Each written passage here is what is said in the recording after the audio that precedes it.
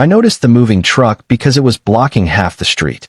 In a town like mine, that was enough to make me look up from my laptop and stand at the front window for a second. Big white truck, back doors open, boxes stacked on the driveway, cold wind coming in off the water hard enough to flap the blankets they'd wrapped around a dresser. Somebody's dog was barking from inside an SUV. Just regular moving day chaos. Nothing special. Then she stepped down from the truck. I didn't even think her name first. My body got there before my head did. My hand locked on the edge of the window frame. My stomach dropped so fast it actually made me lean back. She had her hair tied up, one hand on the side of the truck, the other reaching for a box, and for one stupid second, I just stood there staring like I'd seen a ghost pull into the driveway next door. Jennifer McNeil. I hadn't seen her in years, but I knew it was her instantly. Not because she looked exactly the same. She didn't. None of us do after enough time goes by.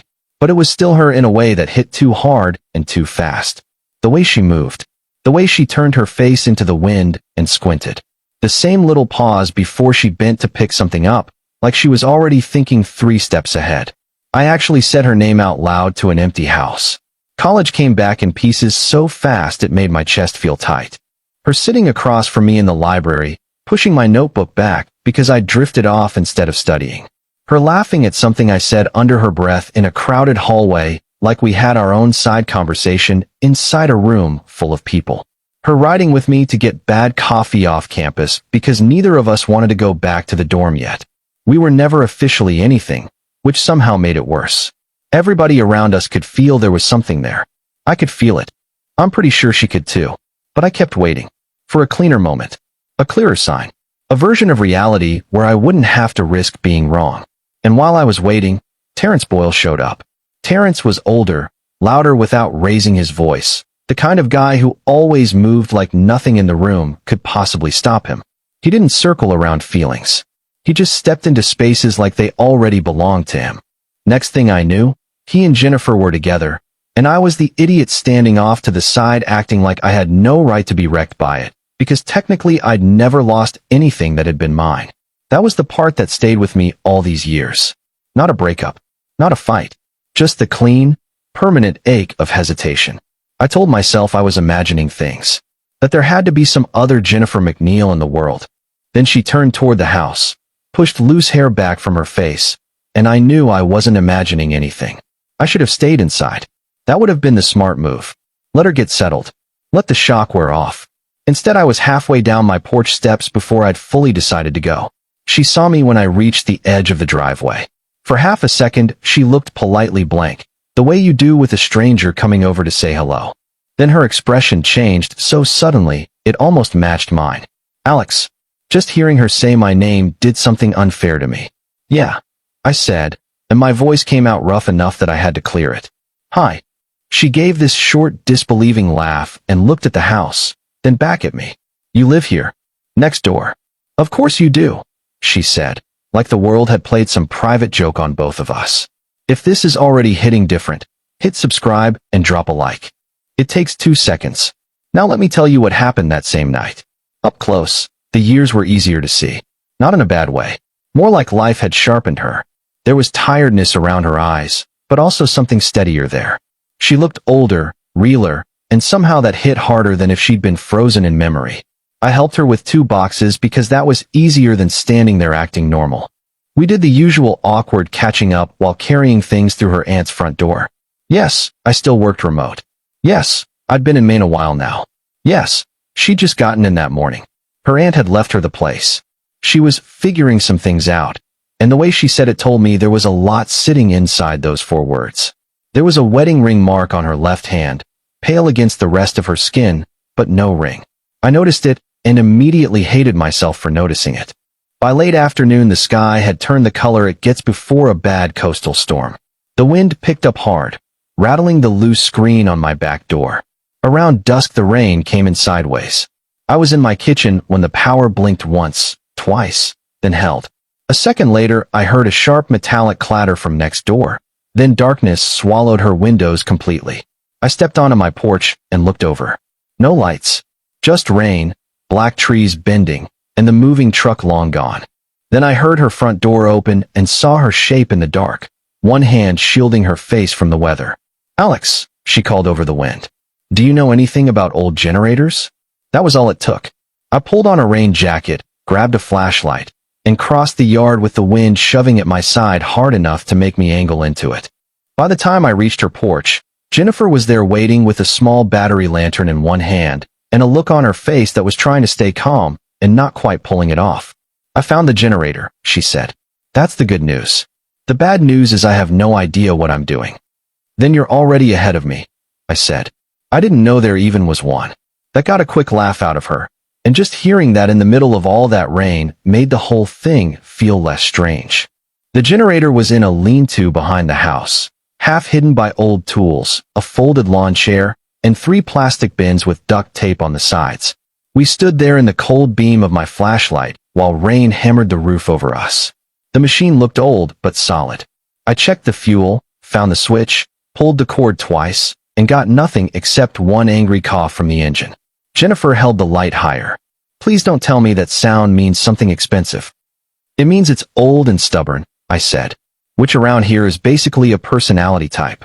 This time she smiled properly. It took 20 minutes, wet hands, and more trial and error than I wanted to admit, but eventually the thing kicked over and started running rough and loud. A minute later, one lamp came on in her kitchen window. Then another. Jennifer let out a breath and leaned back against the wall of the shed. You have no idea how much I needed that one tiny lamp to turn on. I looked at her. Rain had blown onto her hair and caught along her jacket collar. She looked tired in a way that had nothing to do with one bad storm. You okay? I asked. She gave me the kind of look people give when they are deciding how honest they want to be. Not really, she said. But the lights help. My first love moved in next door years later, divorced, tired, and saying she didn't know where else to go. Would you have walked back inside? Or stayed like I did? Tell me below. That could have been the end of it. I could have gone home right there. Instead, she said, I have tea bags somewhere in that house. If I can find them, do you want one? So I went in. Her aunt's place smelled like cedar, old books, and fresh cardboard. Half the living room was stacked with boxes she hadn't opened yet. One lamp was on near the couch, and the rest of the house faded into dim corners and shadow. It felt half awake, like the place wasn't sure yet whether it belonged to the past or the present. Jennifer found mugs after opening the wrong cabinet twice. I found the kettle. That turned into 10 minutes in the kitchen while the rain hit the windows and the generator throbbed outside. She leaned against the counter and watched the steam rise. Officially, I came here to deal with the house. Clean it out, decide what to keep, probably sell it. Officially? Officially sounds better than the truth. And the truth? She looked down into her mug before answering. The truth is I didn't know where else to go that felt honest. I stayed quiet. She took a sip, then kept going. After everything with Terrence ended, I kept trying to make sensible plans. The kind that sound good when you say them out loud. New city. Smaller place. Cleaner start. I could hear myself saying it all, and none of it felt real. She glanced toward the dark hallway. This house did. My aunt was the one person in my family who never pushed me toward some polished version of my life. She liked things unfinished. She thought people should sit with their own mess until they knew what it meant. That sounds useful, I said. It would have been useful 10 years ago. There was no clean answer to that, so I just held my mug and stood there with her. Over the next few days, helping once turned into helping again, then somehow into a pattern. The storm had knocked loose half the lattice by the porch steps, and I came over with a drill and a box of screws. The old water pump in the crawl space made a whining sound that didn't seem right, so I crawled under the house with a light while she knelt outside passing me tools and making fun of how much I was muttering to myself. We cleared branches from the back fence. We opened the shed and found rusted garden tools, fishing gear, cracked flower pots, and a radio that still worked if you slapped the side of it. There was something dangerously easy about all of it. Not because it felt new, because it didn't. By the third afternoon, we were sorting boxes in the dining room, making piles on the floor. Keep. Trash. Maybe. Her aunt apparently saved everything from recipe cards to theater programs to buttons in old jam jars. Jennifer held up a ceramic gull with one wing chipped off. This is hideous. You're keeping that, I said. I absolutely am not. You said that like someone who is 100% keeping it. She looked at it another second, then set it carefully in the keep pile. I don't like that you already know that. I did like it. Too much. Later, while we were carrying another box in from the porch, she said, almost casually, I wasn't happy for a long time before I admitted it. I looked over at her, but she kept walking. With Terrence? I asked. She nodded once. He always had a plan. That used to feel safe. Then one day I realized I was living inside plans I never really chose. Nice place. Nice dinners. Right people. Right schedule. Everything looked fine. I just kept feeling less like myself in it. She set the box down by the table. That's the part I'm still embarrassed by. Not that it ended. That I stayed confused for so long. You don't seem confused now. She gave me a tired half-smile. That's because I'm standing in a cluttered house in Maine with dirt on my jeans talking to my old almost something from college. It may not be clarity. It may just be a very specific kind of breakdown. I laughed, and so did she, but then we both went quiet after it. That evening, I brought over chowder from the place by the marina because I knew she hadn't eaten much all day. We sat on her back porch wrapped in jackets while the last of the storm clouds dragged away over the water. The air had that cold, clean feel it gets after rough weather. Her porch light threw a soft circle over the steps, and beyond that everything was dark except for a strip of moon on the bay. She had one leg tucked under her, and both hands around her bowl. I thought coming here would just be a task, she said. A thing to finish. And now? She looked toward my house, just visible through the trees, then back at me. Now it doesn't feel like a task. That sat between us a second longer than a normal sentence should have. Neither of us moved. Neither of us filled it in. The old, easy feeling was still there, but it had changed. It wasn't just memory carrying us along anymore. Something current had started. Something neither of us could blame on the past. And when she looked at me again, I knew she felt that too. 2 days later we were in the back room off the kitchen, the one her aunt had apparently used as a catch-all for everything she didn't want to deal with right away. There were old shelves along one wall, 3 dented filing boxes on the floor, and a card table buried under photo albums, receipts, and yellowed envelopes held together with rubber bands that had gone brittle with age. Rain tapped lightly at the window, not like the storm from before, just enough to make the room feel closed in and private. Jennifer was sitting cross-legged on the floor in jeans and a gray sweater, sorting one box into piles. I was at the card table going through a stack of notebooks that turned out to be mostly grocery lists and reminders to call repair people who were probably dead by now. Your aunt saved everything, I said. Jennifer didn't look up. You should see the attic. I'm starting to think she kept receipts from the invention of money. That got a laugh. She did not believe in throwing away a single scrap of paper if it had a sentence on it. A few minutes later, I picked up a small blue notebook with a cracked spine. It looked like the kind of thing you'd toss aside without opening, but something thin slid out from the middle and fell onto the floor by my boot. I bent to pick it up. It was an old laminated student ID card. Mine. For a second I honestly didn't understand what I was looking at. I just stared at my own face from 20 years ago, badly lit, slightly annoyed, hair too long, the cheap college logo half scratched off. Jen, I said. She looked over, saw the card in my hand, and froze. That told me everything before either of us spoke. I held it up a little. Why do you have this? She let out one breath through her nose, the kind people do when they know there's no point pretending. Then she set down the papers in her lap and reached for the card, but not quickly. More like she already knew touching it again would mean giving something away. You lost it sophomore year, she said. I know I lost it. I didn't know you found it. I found it outside the student center. And kept it for this long. She looked at the card, not at me. Apparently. I sat down on the floor across from her, because standing suddenly felt impossible. There are moments when your whole understanding of an old story shifts without any warning. Not because something huge happens, because one small real thing survives longer than it should have. My old ID card in her aunt's house in Maine should not have hit me that hard. But it did. You kept this all these years? I asked again, quieter now. She gave a small, helpless smile. I didn't exactly put it in a frame, Alex. That's not really the point. No, she said. It isn't. The room got very still after that.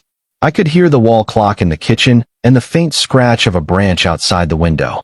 Jennifer turned the card over once in her fingers, then looked up at me. You weren't imagining it, she said. I didn't answer right away. She went on before I could. Back then, I kept waiting for you to do something with it. With us. And every time I thought maybe you would, you'd pull back right at the last second. So after a while I stopped trusting what I thought I was seeing. I looked down at my hands. I know. No, I don't think you do. Her voice stayed calm, but it had weight in it now. You always looked like you were right there, then suddenly gone again. And Terrence. She stopped, then shook her head once. Terrence never hesitated.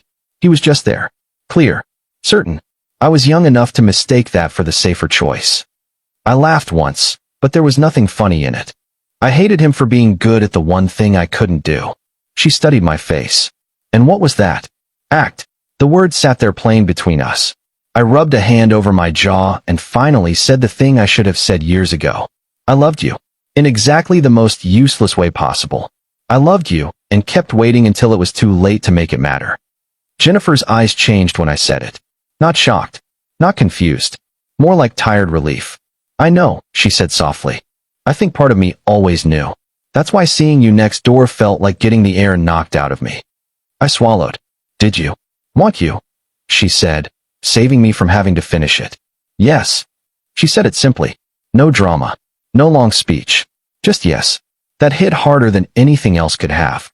She looked down at the old card in her hand and smiled in this sad, almost embarrassed way. I kept this because throwing it out felt worse than keeping it. That's probably the clearest answer I can give. I moved closer without really deciding to. Not all the way. Just enough that the space between us changed. Jen. She lifted her eyes to mine.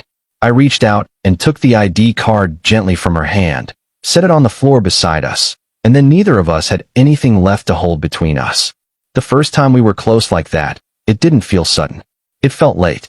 I touched her face and gave her enough time to stop me. She didn't. Her hand came up around my wrist, warm and steady, and when I leaned in, she met me there like she'd been standing on the same edge for years. It was quiet. That was what got me. No big scene. No perfect line. Just relief and warmth and the strange, almost painful feeling of finally being inside something that had been blocked for too long. When we pulled back, she stayed close enough that our foreheads nearly touched. Well, she said softly, voice unsteady in a way I had never heard from her before. That was overdue. I laughed under my breath. By a ridiculous amount. She smiled, but it faded after a second. Alex. I knew from the way she said my name that something else was coming. She leaned back slightly and looked toward the kitchen where her phone was charging on the counter. Terrence has been trying to reach me.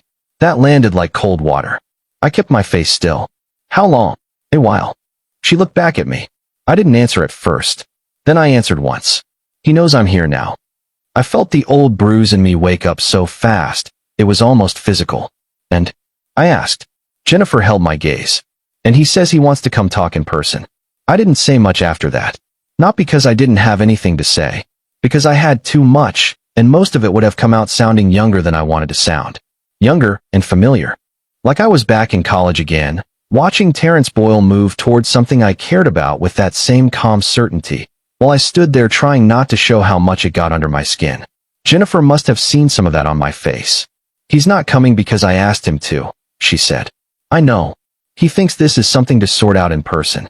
I gave a short nod. That sounds like him. She studied me for a second, then moved closer again, one hand touching my arm. I'm telling you because I'm done hiding behind half-truths. Not because I'm asking permission to be confused. That one landed exactly where it needed to. I looked at her and said, okay. And I meant it. Or at least I meant that I was going to try. Terrence came 2 days later, just after noon. I saw the car pull into Jennifer's driveway from my office window. Dark sedan. Clean. Expensive without trying too hard. He got out wearing a navy coat. Not flashy, just put together in the way some men are put together on purpose. Older now, of course. A little leaner in the face. But still the same kind of presence. Like the world had always made room for him. So he'd never learned to doubt his timing. I hated how fast my body recognized the threat before my brain had even finished confirming it was him. I didn't go over right away. This wasn't a bar fight. This wasn't some scene where I got to stride across a lawn and make everything simple by being louder. So I stayed where I was, looking through the side window toward Jennifer's porch, feeling every old instinct in me wake up and pull in opposite directions. Part of me wanted to march over there. Part of me wanted to disappear entirely. That was the old pattern. Either force something badly or vanish before it could hurt. Through the window, I could see them on her porch, then inside the kitchen. No shouting. That almost made it worse. Terrence had never needed volume. He was dangerous in a reasonable tone. I knew exactly how he would do this. Talk about stability, timing, sensible decisions. The house, money, not making permanent choices in an emotional moment. He'd put everything in the cleanest possible language until saying no to him looked reckless. And for about 20 minutes, I let myself believe maybe I was watching the same story happen again. Then Jennifer's front door opened. Terrence stepped out first. She came after him, but not close beside him. She stayed in the doorway, arms folded, not defensive, just steady. He turned back and said something I couldn't hear. She answered. He tried again. Even from across the yard, I could see the slight shift in his posture, the way a man stands when he isn't used to finding the door shut. A minute later, he got in his car and left. Just like that. I stood there staring at the empty driveway, not trusting it yet. Then Jennifer crossed the yard toward my place. I met her on the side path between the houses, the cold wind moving off the water, both of us stopping close enough that neither of us had to raise our voice. Well, I said. She looked back once toward her house, then at me. He wanted me to sell it. Come back. Be practical. She gave a small tired laugh. He said I was making decisions from a fragile place. And for once in my life, that was not enough to scare me. Something in my chest loosened so suddenly, it almost hurt. She stepped closer. I'm not selling the house. Not now.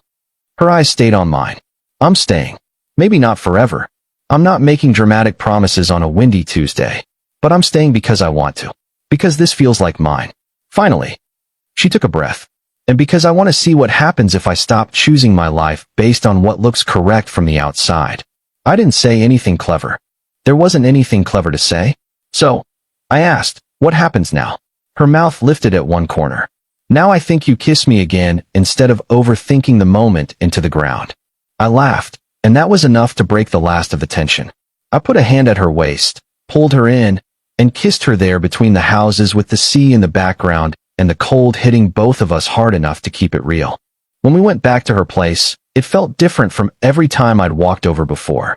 Same porch, same old boards, same chipped paint by the railing, but lighter somehow, like the house had stopped being a waiting room. That evening we stood in her kitchen